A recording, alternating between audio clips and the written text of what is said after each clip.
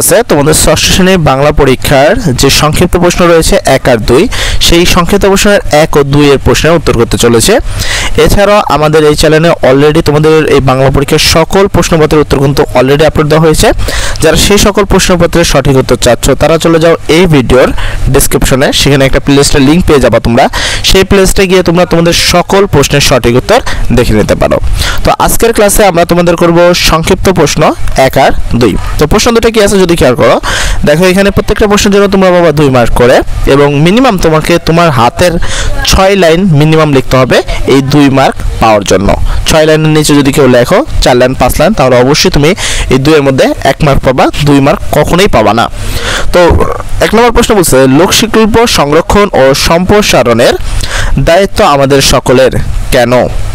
1 নম্বর প্রশ্ন। 2 নম্বর প্রশ্ন হলো বলবো মাকে ভয় কি গো মা বাণিজ্যতে যাই বলতে কবি কি বুঝিয়েছেন। তো চলো আমরা এই 2টি প্রশ্নের উত্তর দেখে নেই।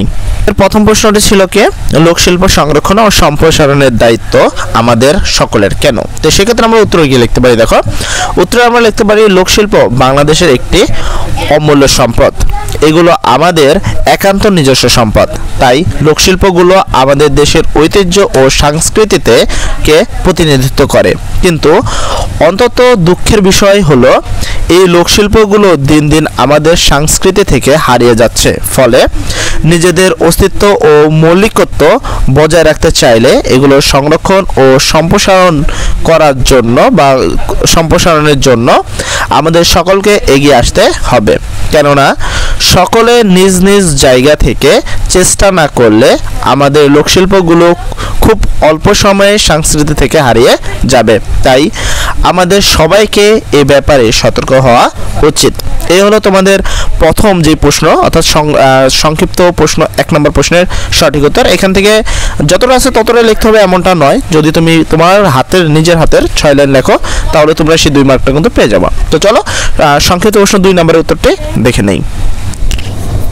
2 নম্বর প্রশ্ন ছিল বলবো মাকে ভয় কি গো মা বাণিজ্যতে যাই বলতে কবি কি বুঝিয়েছেন।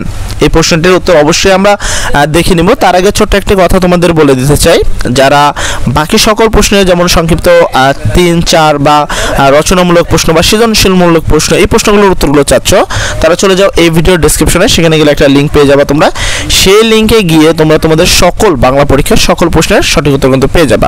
আরেকটা কথা, যারা আমাদের চ্যানেলে নতুন এসেছো এখন পর্যন্ত ভিডিওতে বহাল রয়েছে তারা অবশ্যই চ্যানেলটি সাবস্ক্রাইব করে দিবা, কেননা আমরা সর্বপ্রথম সবার আগে তোমাদের সকল প্রশ্নপত্রের সঠিক উত্তর এবং ক্লাস আপলোড করে থাকি। তো চলো আমরা এই 2 নম্বর প্রশ্ন উত্তরটা দেখে নিই। বলবো মাকে ভয় কি গো মা বাণিজ্যতে যাই বলতে কবি কি বুঝিয়েছেন। উত্তরে আমরা লিখব প্রশ্নোক্ত কথাটি কাজী নজরুল ইসলামের আমি এ সাগর পাড়ি দেব কবিতার অংশবিশেষ।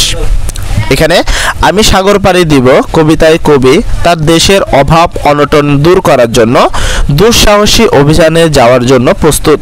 নিজের দেশপ্রেম ও মাতৃপ্রেম তুলে ধরতে কবি তার মা ও স্বদেশকে একক সত্তা হিসাবে কল্পনা করেছেন। কবি এখানে দেশমাতৃকার মুক্তির জন্য সাগরে ভাসিয়ে দূর বিদেশে বাণিজ্য করতে দৃঢ় প্রতিজ্ঞ। নিজের দেশের সুধা অন্য দেশে দিয়ে আবার অন্য দেশের সুধা দিয়ে নিজের দেশকে তিনি সম্পৃক্ত করতে চান। এভাবে কবি নিজের দুঃখিনী ও অভাবগ্রস্ত দেশকে সম্প্রতি করতে চান, যা প্রশ্নোক্ত কথাটি ফুটে উঠেছে। এই হলো তোমাদের 2টি প্রশ্নের সঠিক উত্তর। যারা প্রশ্নের উত্তরগুলো বুঝতে পেরেছো তারা অবশ্যই এই ভিডিওতে একটি লাইক করে দিবা, কমেন্ট করে দিবা, এবং যদি চ্যানেলটি এখন পর্যন্ত সাবস্ক্রাইব করে না থাকো তাহলে অবশ্যই চ্যানেলটি সাবস্ক্রাইব করে দিবা। তোমাদের আগামীকালের পরীক্ষা যেন অনেক অনেক অনেক সুন্দর হয়। আর একটা কথা, চ্যানেলটি যদি এখনও সাবস্ক্রাইব করে না থাকো তাহলে অবশ্যই আমাদের চ্যানেলটি সাবস্ক্রাইব করে আমাদের সবার পাশে থাকবা। সবাই ভালো থাকো। আসসালামু আলাইকুম।